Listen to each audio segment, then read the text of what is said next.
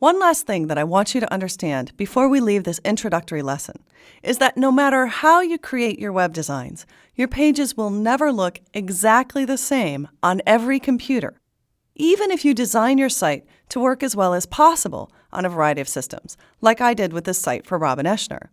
That's because one of the greatest advantages of the web is also one of its biggest challenges. HTML was originally created with the intention of being able to share information on every computer on the planet.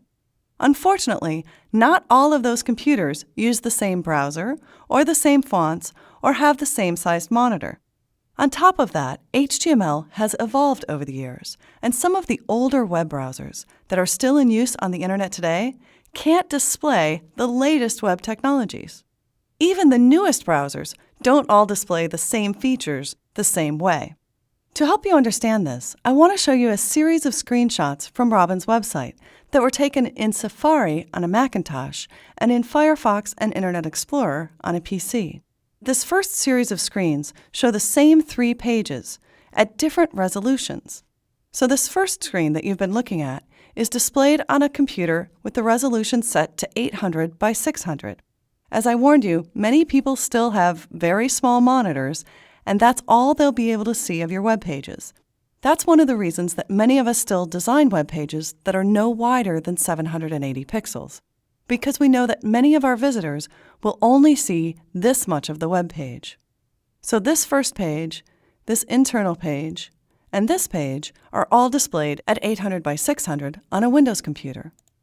Here's the same site displayed on a Windows computer at 1024 by 768. And finally, when you look at the same pages on a Macintosh, which is generally set for a much higher resolution, you see these pages look very different.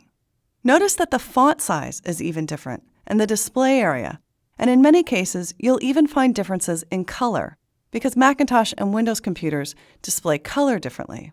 My point in showing you these screenshots is that you should always test your pages in a variety of web browsers and on both Macintosh and PC computers if you want to know what your pages will look like in all of these environments. As you get more advanced with web design, you can learn to create designs that look good across a wide variety of systems. But I've often found that when people first start developing websites, it can be rather startling to create a page that looks great on their own computer, only to go over to a friend's house or a parent's house or look at it on a colleague's machine and find out the site looks completely different. If you're not careful, the results can get really ugly. Here's an example of what can happen because of padding differences in CSS.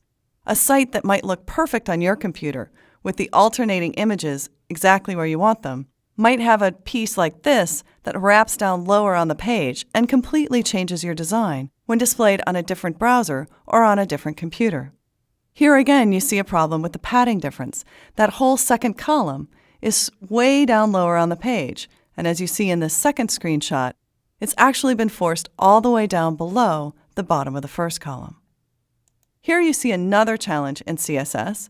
I wanted a little bit of padding here at the top, but if you're not careful about how you add that padding, it won't display in all of the browsers out there. Similarly, this white bar over here is the result of a CSS difference. In one browser, this looked perfect. In another, this strange white space and this lack of padding at the top made the design look quite different. And then don't forget that more and more people are likely to look at your web pages using cell phones now and in the future. And to really ensure that your sites look good to everyone, you'll want to start testing your pages across even more browsers and devices.